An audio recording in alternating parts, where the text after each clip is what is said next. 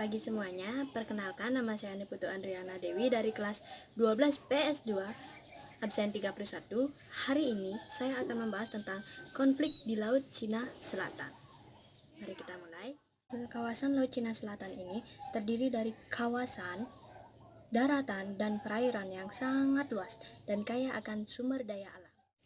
Dikarenakan bentang wilayahnya yang sangat luas, juga penguasa tradisional yang datang silih berganti untuk memerintah di kawasan ini membuat kawasan ini sekarang diklaim oleh beberapa negara seperti Tiongkok, Taiwan, Vietnam, Filipina, Brunei Darussalam, Malaysia. Laut Cina Selatan menjadi rawan konflik diakibatkan oleh Tiongkok atau Cina yang mengklaim 90% dari wilayah Laut Cina Selatan sebagai wilayah kedaulatannya, yang didasarkan pada Nine Dash Line atau 9 garis putus-putus, atau didasarkan pada penguasaan atau sejarah penguasaan di masa lampau. Dan sedangkan negara seperti Vietnam, Filipina, Taiwan, Brunei Darussalam, dan Malaysia, mereka mengklaim sebagian wilayah dari Laut Cina Selatan ini sesuai dengan ZEE atau Zona Ekonomi Eksklusif dari negara masing-masing yang berpijak pada UNCLOS 1982. Lalu, kenapa Indonesia bisa terlibat dalam konflik Laut Cina Selatan ini atau sengketa Laut Cina Selatan ini? Hal ini dikarenakan sebenarnya Indonesia ini tidak ikut menjadi negara penuntut atau negara pengklaim dari wilayah Laut Cina Selatan. Tetapi dikarenakan Cina atau Tiongkok yang secara sepihak mengklaim keseluruhan wilayah Laut Cina Selatan sebagai wilayah kedaulatannya dan tumpang tindih dengan Laut Natuna yang merupakan perairan ZEE negara Indonesia. Jadi Indonesia tidak bisa tinggal diam, dan hal inilah yang membuat Indonesia ikut terlibat di dalam sengketa perebutan wilayah atau klaim wilayah di Laut Cina Selatan. Dikarenakan hal tersebut, Cina sampai-sampai diberikan peringatan-peringatan oleh negara-negara tersebut termasuk Indonesia, tetapi mereka tetap bersikukuh untuk menetapkan bahwa wilayah di Laut Cina Selatan sebagian besar adalah milik mereka atau wilayah kedaulatan mereka yang berdasarkan pada Nine Dash Line.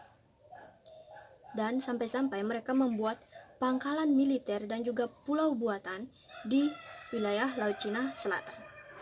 Hal ini membuat Amerika Serikat menjadi geram dan ikut terlibat di dalam sengketa perebutan wilayah di Laut Cina Selatan. Karena Amerika Serikat memiliki kepentingan di Laut Cina Selatan yang berkaitan dengan freedom of navigation. Dan hal ini berhubungan dengan jalur lalu lintas perdagangan internasional.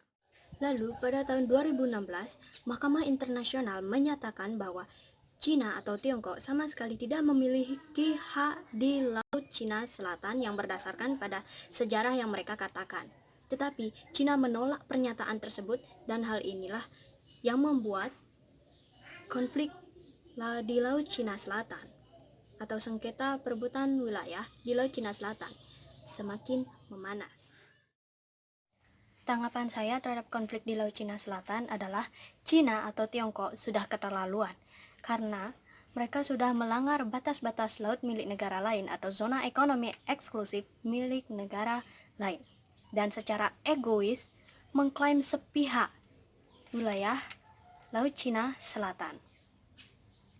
Juga mereka tidak menghiraukan peringatan-peringatan yang diberikan oleh negara-negara lain dan tetap bersikukuh dengan Nine Dash Line yang mereka ungkapkan. Dan padahal hal ini sudah ditolak oleh Mahkamah Internasional, tapi mereka tetap bersikukuh dengan Nine Dash Line. Dampak yang dapat ditimbulkan oleh konflik di Laut Cina Selatan, yang pertama yaitu dampak negatifnya. Dampak negatifnya yaitu khususnya bagi Indonesia, kegiatan ekspor dan impor di Indonesia akan terganggu karena Indonesia juga melalui wilayah Laut Cina Selatan. Indonesia juga melalui wilayah tersebut untuk kegiatan ekspor dan impor. Lalu, yang kedua, hubungan kerjasama dalam berbagai bidang antar dua negara akan semakin renggang diakibatkan oleh ketegangan dan juga konflik. Ketegangan politik dan juga konflik. Lalu, yang ketiga, jika konflik ini dibiarkan terus berlanjut, maka dapat mengakibatkan perang terbuka. Jika sudah seperti ini, maka khususnya bagi Indonesia, di Indonesia, penduduk yang bermata pencarian sebagai nelayan akan terkena imbasnya. Seperti mereka akan sulit atau mereka akan takut untuk melaut, dan hal ini dapat berimbas pada penghasilan dan juga psikologis dari para nelayan. Lalu apa dampak positif dari konflik di Laut Cina Selatan ini khususnya bagi negara Indonesia? Yang pertama, Indonesia akan dinilai lebih tegas dalam mempertahankan wilayah kedaulatannya, yaitu khususnya di Laut Natuna. Yang kedua, pertahanan dan keamanan di Indonesia akan lebih diperkuat atau ditingkatkan oleh pemerintah Indonesia, dan hal ini dapat meminimalisir ancaman dari berbagai bidang yang berasal dari luar.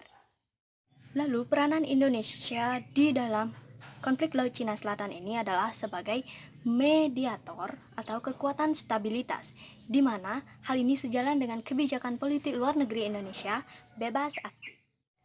Pertama, doktrin tersebut bertujuan untuk menghindari ikut campur dalam kekuatan eksternal dan memperkuat kebebasan negara dalam strategi non-blok. Lalu yang kedua, politik luar negeri bebas aktif Indonesia ini tidak membuat Indonesia menjadi negara yang pasif. Malah, hal ini membuat Indonesia ikut berperan aktif dalam hubungan internasional. Baik, sekian yang dapat saya sampaikan. Saya mohon maaf jika ada kesalahan kata, dan saya tutup dengan ucapan terima kasih.